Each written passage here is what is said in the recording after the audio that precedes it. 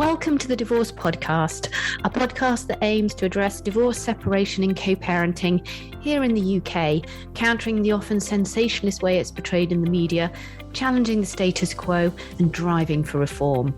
On each episode, I'm joined by experts to discuss divorce, separation and co-parenting from different angles and to give their opinions and to debate them. I'm Kate Daly, a relationship counsellor and divorce coach, co-founder of Amicable, the divorce services company, and host of this divorce podcast. In this episode, I was joined by Harriet Hadfield. Harriet is a broadcaster and journalist who's covered many notable news stories for both the BBC and Sky News over the past 15 years. She has a 3-year-old son called Jack, who she co-parents with her ex-husband, who lives abroad in Switzerland. I began by asking her about her unique setup post-separation and explored the ways in which she's navigated this. I was truly moved by her story where she ended up on the floor of Geneva Airport sobbing, having said goodbye to her son after a handover. I think this will resonate with many parents. Welcome, Harriet. Hi there. Thanks for having me. Right, it's lovely to see you. Thank you for joining us. Let's start, Harriet, if I may, by just tell us a little bit about yourself and your co-parenting arrangement with your ex. So give us a bit of background and context. I live on the Isle of Wight and I've been there since last June because I was living in Switzerland with my husband and my little boy and our dog, Maud, the Labrador, which of course adds another dimension to divorce, not just children you have to think about. And I was living in Switzerland and my husband decided that he didn't want to be married to me anymore. And I just went home just for a break, really. I thought, to be honest, at that point, I thought everything was going to work itself out and it had all been a bit of a mistake. And so I ended up back in my home village on the island. And then when he said, no, this isn't a mistake, I really do want a divorce. And I thought, well, maybe I don't want to be married to someone who doesn't want to be married to me. So made that decision that we were going to get divorced. And quite quickly, having thought that I would go back to Switzerland and co-parent there, I quite quickly realized that wasn't going to be possible for me. Right. We were there for his job. We were there for his career. We hadn't been there very long, actually, just under a year. And so I knew I needed to be near home. I needed to be with family, with friends, community. That meant a lot to me. And I couldn't really bear the idea of going back to Switzerland and trying to build a life there on my own. But it was a huge decision, as you can imagine, because I am very traditional and I believed in marriage and family. And I thought, Jack should have both parents at least nearby. So it was a pretty heartbreaking decision to make. And in many ways, was it a selfish decision? Maybe. It was what was best for me, but I had to believe deep down that that was what was best for my son as well, to have a happy mother. And I made that decision right there and then, though, that I would make sure that Jack had the best relationship with his father possible, given the circumstances. And that set me up really well, I think, for what came next. How did you approach that conversation then? Was the expectation of your ex that you would stay in Switzerland? So did you have to sort of confront that really? Or was there always a sort of understanding that the likelihood would be that you would come back to the UK? Yeah, I think he actually knew before I did that I would want to be home. Yeah, so, we never fell out. We didn't get divorced because we didn't like each other anymore. He just wanted something different. And so he knows me well. And I think he knew I probably hadn't been fully signed up to moving to Switzerland. I'd done it because it was the right thing for the family. So he knew that I would want to be home before I knew. So that was luckily, thank goodness. And of course, every situation is different. But for me, there was no argument there with him about where I was going to be based. Was he disappointed? Yeah, I think he was. And, he adores his son and he misses him, I know, terribly, and would love to be closer to him. But I think he actually felt the same, that me being happy would be important for Jack as well. So I guess that was quite lucky then that you weren't in conflict and that both of you felt the best thing was for you to return. What happened once you decided to come back to the UK? Well, COVID happened again. So we'd done the first lockdown together as a family in Switzerland. And it was at the end of that lockdown that he said that he wanted to change things. And so that was around May. And so when I came home to the UK, we were sort of between things. And by the end of the summer, the Swiss had started to clamp down again. So actually, as soon as I made the decision that I was going to stay in the UK, the COVID rules were changing the following week for Switzerland. So anyone coming from the UK would have to quarantine for 2 weeks, and it was very difficult to get in. And so there was this mad rush where I had to go out there, and I had 24 hours to pack up my life. Wow. Say goodbye to my friends and come back. And in reverse, he came over and saw our little boy for what could have been the last time for a while, because it was really very, very unclear and actually really quite scary, because no one really knew what was going to happen. Just to explain, with COVID, even though the rules were actually that you could travel to see children, family members like that, exactly. The quarantine thing was not without its issues, because in Switzerland, they weren't working from home, they were working in the office. So if he came over, and then when he went back, he would have to quarantine, which would mean he'd miss 2 weeks of work, which, he did it a few times and he worked from home, but it got to a point where it's very, very difficult for him to do that. And so as things progressed, it was becoming way too much time between visits. And so at the beginning, we'd had this idea, I suppose along the same lines as everyone else really with custody, that, my ex would travel over and would do every other weekend with Jack. And we were basing it on that kind of model, and he would maybe rent somewhere in the UK. That was the plan.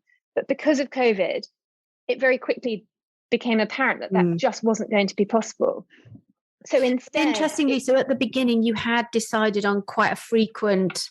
And obviously Jack's very little still, and it was even littler at that point. So It was important to see little and often. So you actually felt as a family that you could make that alternate schedule work still. And it was only big bad COVID coming in that sort of put pay to that. Yeah. But interesting. In a way, did it do us a favor? It made us look at things differently. We were sort of forced into the situation of doing a whole week of Jack going to Switzerland to make it worthwhile, him making the journey and for him to be settled, because he was so young. But actually, he loved it. He absolutely loved it. And he got to spend time in his father's home, not in some rented apartment in England that would be, not where daddy's living. Yes. And it made us look at it completely differently. And so now we've got a bit of a hybrid situation where Jack will fly over and he will do a whole week, and he's there at the moment. He's there for the whole of half term. And then my ex will come back for maybe the one weekend in between. So maybe every 2 to 3 weeks, he comes over. And actually quite often he uses my house to have Jack. So Jack's still in his home, a home. And I go to work in London. He's had him in a hotel, which was really fun. So we're having to be really flexible about the arrangements, I think, because of Jack's age and obviously because of the distance as well. But it's working for us. And I think for Jack, which is the most important thing, it's really hard. I'm in no way saying, oh yeah, it's been a walk in the park. It has been the hardest thing I've ever had to do in my life, which is to put my feelings completely aside to make sure that Jack feels comfortable with, as you say, going backs and forwards. We also had help from a child psychologist, a wonderful, wonderful lady called Emma. And we've had quite a few sessions with her actually. And at one point, it was the only time I was seeing him was on Zoom in these child psychology sessions. And she was very, very positive about Jack being away from me. She said it won't do him any harm so long as you give him, the right messaging about it. So long as children that age, she explained, they sort of take their cues from their parents, really. Yeah. If their parents say everything's fine, everyone's happy, everyone loves you, then they will be fine too. What's really interesting now is watching him as he's got a bit older and he's trying to make sense of what's going on. Because when he was 1.5, he doesn't know any different, does he, at 1.5? At 3, when he starts to socialize with other children, he'll be able to see other children have a different setup. Exactly. And, it was his birthday 2 weeks ago and his father came over. And so we both woke him up in the morning together and he went, Dada, Mama, together. Honestly, it was very, very sweet. And I'm not going to sugarcoat it. He has moments, particularly after he's seen his father where for days he says, I want my dada. The most heartbreaking, this isn't my home, my home's at Dada's home, and you just say, oh goodness, but he's 3. So he's just trying to make sense of the world around him. And the other thing I wanted to share was he's in Switzerland at the moment, and I flew him over this time. And so we did a handover in the arrivals hall at the airport. And I was very upset. I find it very difficult. There's nothing more visceral than handing over your infant in a foreign country and not seeing him for 9 days. That it's a very, very painful thing. And you'd only ever understand it if you've been through it. And after they walked away, I don't know why. I think I must have been sort of kneeling because I must have been at his level, but I just sank to the floor in the arrivals hall, just sobbing, absolutely sobbing. And this lady just came out of nowhere. She had dark hair and she had a toddler with her, and she started speaking to me in French. And she put her hand on my shoulder and she was saying, "I'm so sorry. I saw what happened. I don't know how you do it. You're amazing. You're so brave. You're so brave." Oh, and then suddenly Jack appeared in my sort of peripheral vision, running towards me, going, "Mama, why are you sad?" And you have that split second when you think, "Oh goodness, am I screwing my child up in one moment at an arrivals hall at Geneva Airport?" But it was really amazing, actually, because I said, "Yes, darling, I'm sad because I love you and I'm going to miss you." And then my ex said, "Come on, let's take Mama upstairs and get her a cup of coffee." And so we went up, and obviously I calmed down. And then Jack said, "Mama, you better now?" I said, "Yeah, I'm better now." And I think my ex did a really wonderful thing, actually, in that moment, because he gave Jack the time to see that I was okay. Yeah.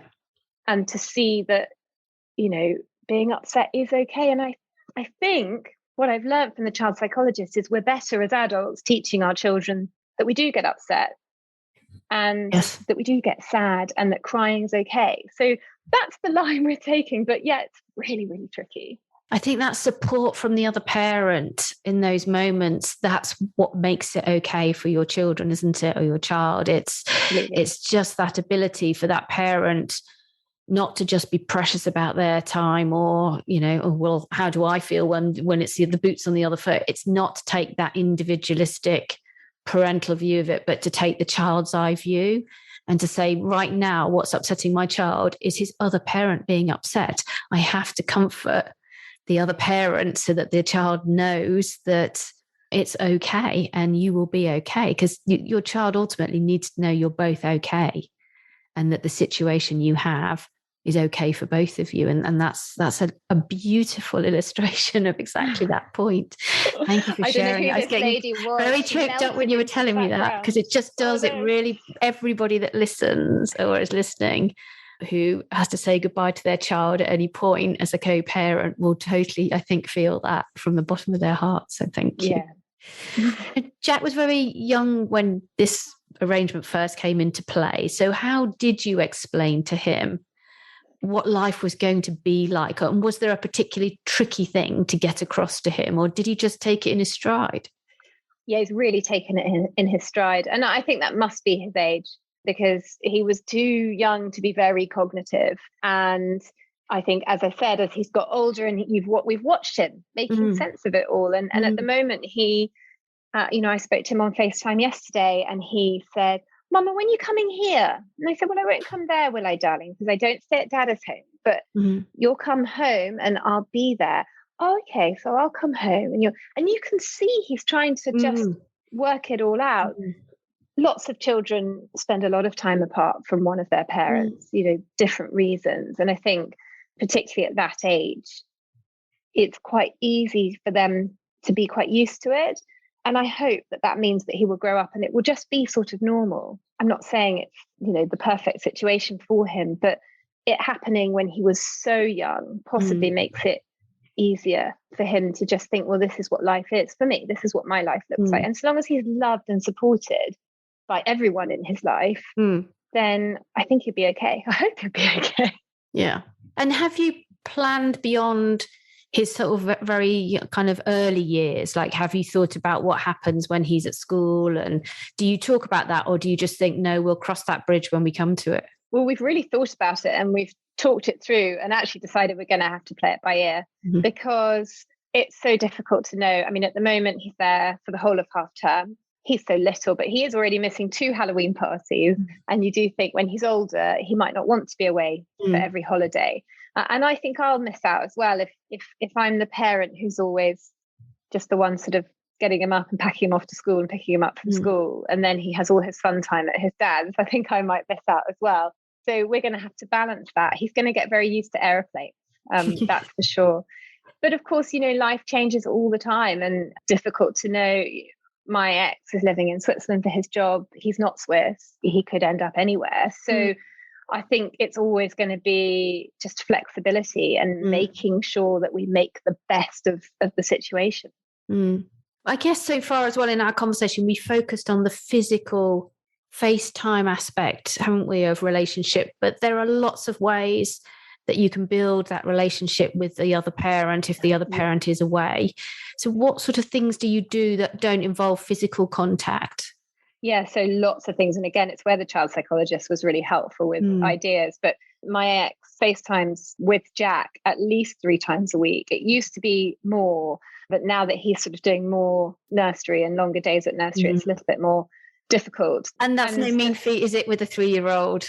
Yeah, we do it during meal times. So that's a really good tip, actually. Yeah. We do it during meal times. And actually, it was really hard at the beginning. And I sometimes had to get other people to facilitate it because, I was still hurting. I was still in a lot of pain.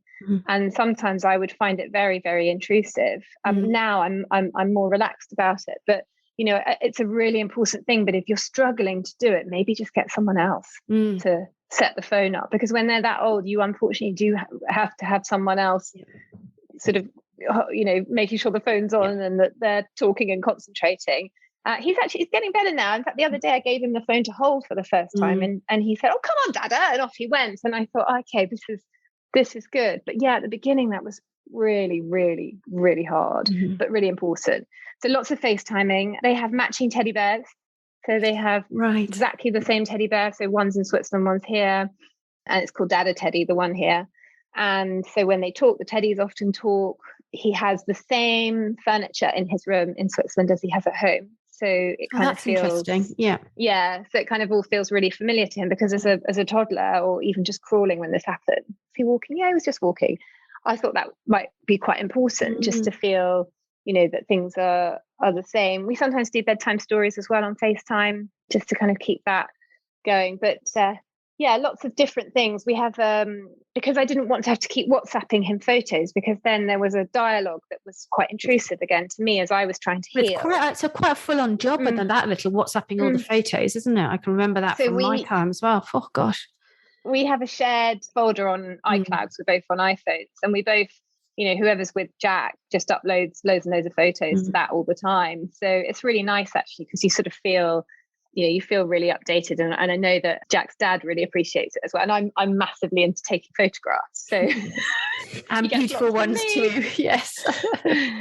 Anyone that doesn't know, they should go and check out your Insta page, because it's absolutely beautiful. If it doesn't make you want to move to the Isle of Wight, I don't know what will. Yeah, I should be being paid, shouldn't I? You definitely should. The Isle of Wight Tourist Board needs to know who you are.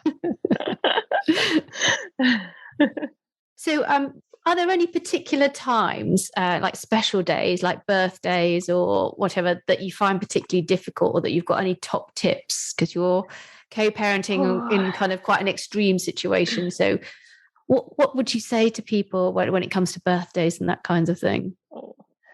Well, I mean, we're still quite new to it all. This has only been a year and a half. This birthday's just been, it was last week. And so I invited Jack's dad to come, and he stayed the night nearby. And then he was there first thing in the morning. And we had a sort of little family breakfast together. And Jack just absolutely loved it. I think it was quite difficult for both of us. But I think every year that will probably get easier. And then we had a family birthday party in the afternoon with sort of close family and a few friends. And again, he was there for that. So, it's meant that the wider community has had to be quite flexible to the situation as well, and understand that, Jack is the most important person, and this is Jack's father. And so actually it was a difficult day. It was an emotional day, but I think it was worth it, because I think Jack will really appreciate it when he's older, that he could have both parents there. Christmas is a little bit different. We've agreed that while he's so young, he'll have Christmas at home. So therefore with me. And again, that's another example, I think, of some great flexibility on his father's part, where he sort of sat back and said, well, if I were a 3-year-old boy, what would I want on Christmas Day? And, you probably want to be at home where, Yeah. Also, I'm trying to think of other events. Yes, it's Christmas and birthdays. And then funnily enough, our birthdays are we're only a day apart, me and my ex. So that will be a bit of an event, I think, as well. And I had Jack this time, and because it was my 40th. And then next year he'll be with his dad. So we're trying to kind of maybe come up with those other events as well that we can make special for Jack, that he spends with one parent or the other. But look, I mean, everyone's situation is different. And I do think I've been incredibly lucky with how well we have been able to organize all of this. And I put some of that down, obviously, to my ex-partner, but also I made a decision really early on that this whole situation was going to be a lot better for me long term if we could have a good co-parenting relationship. So that's interesting, because that's easy to say and very hard to do when when the divorce wasn't your choice. It was something that, by all accounts, was thrust upon you, and there was an element of shock and surprise to it. So it wasn't something you felt had been coming for a long time and had sort of on some level got your head round. So to be able to do that and to prioritize your children, and everybody bangs on about having to put your kids first. And of course, in a sort of abstract capacity, of course, that's what everybody wants. But to actually be able to do that, and to do that in those circumstances, that's pretty incredible. What is it about you or your personality or your support network that allowed you or enabled you to do that, do you think? Yeah, I think you've hit the nail on the head, actually. I think support network, definitely being so close to be, with my family and my friends on the Isle of Wight, that made it easier for me to see a way forward with my life. So, I do think, although it was a difficult decision to move away from Switzerland, if I had stayed there, I think I would have found it harder to be sort of grown up. Grown up's not the right word, because that's almost judgmental of people who can't. But I think it would have all been too in my face, what I'd lost and what was different and what had changed. So going home really helped me see a way forward. But look, honestly, I don't know where I found the kind of the resilience or the strength or whatever you call it to see it through. But it's actually quite a selfish decision in the end, because you're saying to yourself, look, this has happened. There's nothing I can do to change it. And I wouldn't want to go back now that it's happened. So how am I going to make my life as pleasant as possible? Not just Jack's, but how am I going to make my life as pleasant as possible?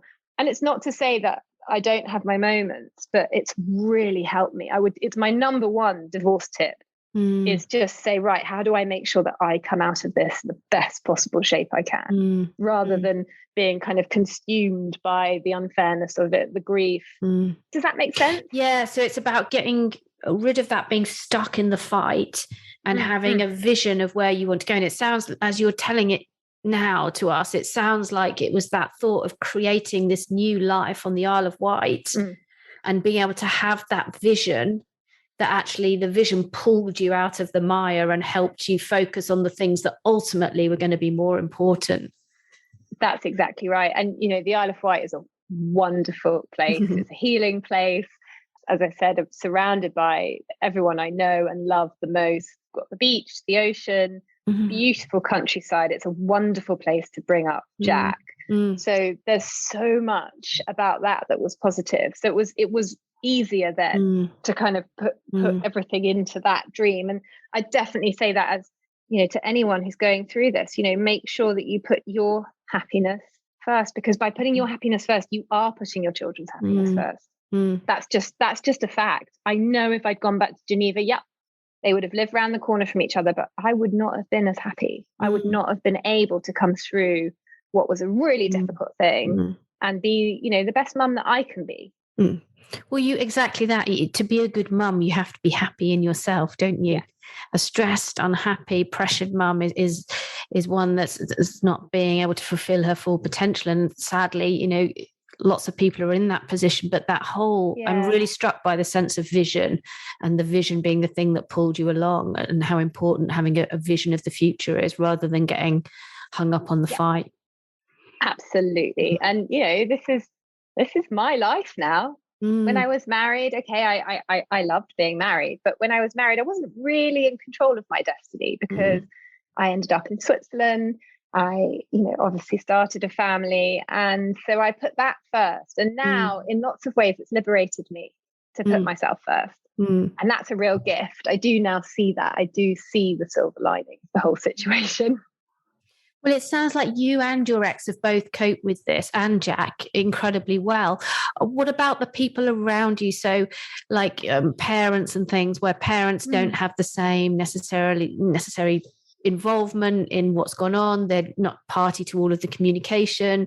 They might not even, and I'm not prejudging, they may not have even had the same attitudes about this kind of thing because they're from a different generation. Have the people around you been able to cope with your sort of quite racy avant-garde setup, if you like? Yeah, everyone's been amazing, really amazing, actually. And I've sent my family an email very early on saying, I know a lot's happened, and I know we all have our sort of views on it, but at the end of the day, this is Jack's family, and I'm going to do absolutely everything I can to make sure that he has, the best relationship with both of us that he can possibly have, and I need your help. And it was a bit of a kind of call to action. And my ex's family live overseas. They don't live in the UK. And I think for them, it was difficult because with COVID, they couldn't see him, and they were, obviously very worried. And so one of the things that I do is I FaceTime with Jack's paternal grandmother, who I get on with really well.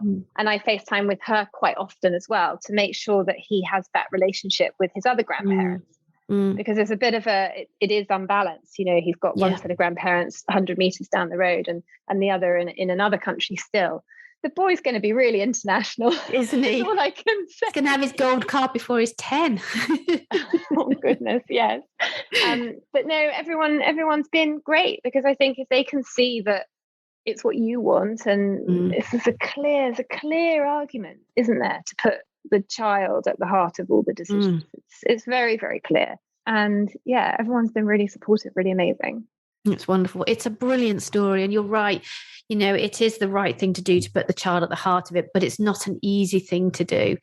So I think you deserve, all of you, the family, Jack, your ex, yourself, all of you deserve a huge amount of credit for being able to pull this off. It really is a beautiful story of how things can work when you've got the adults involved who are so determined to give the best opportunity to the children and the child. So, kudos to you. But not always easy for everyone else. No. I'm sure there will be people listening saying, well, that's all very well, but, and we didn't fight about things like custody, and we didn't fight about finances. So that did make it much, much easier. So I'm not under any illusions that everyone should be able to achieve that, because sometimes it's just not possible, and everyone's situation is different. But my best advice is go to the Isle of Wight and start a completely new life. Well, I love the advice that if you do the finance part and everything else amicably, then obviously that has a massive impact on the co-parenting relationship. And I think, that's one of the things we advocate really strongly, that however you choose to sort out your divorce and your financial side of things, it will have an impact on the co-parenting relationship. So you should really think long and hard before launching into nasty solicitor letters or anything else, because it's going to come back and bite you. And, it's wonderful when you can move on and have that positive co-parenting relationship. It really genuinely is. We're running out of time, and I'm sorry to cut it short, because honestly, it's just been so lovely talking to you. Thank you so much. Harriet, where can people find out a bit more about you? I think probably my Instagram is the best place. It's at Harriet on the Island. Lots of photographs of the Isle of Wight. Beautiful. And I'm not very active on Twitter at the moment, but I'm also at Harriet Hadfield on Twitter. Brilliant. Thank you. And of course, you can find me on Twitter. I'm at Kate_Daly. You can hear more about new podcast episodes by following at divorce_podcast. And you can also subscribe to this podcast by visiting thedivorcepodcast.com. Harriet, it's been an absolute pleasure talking to you. Thank you very much for joining us. And thank you, everyone, for listening.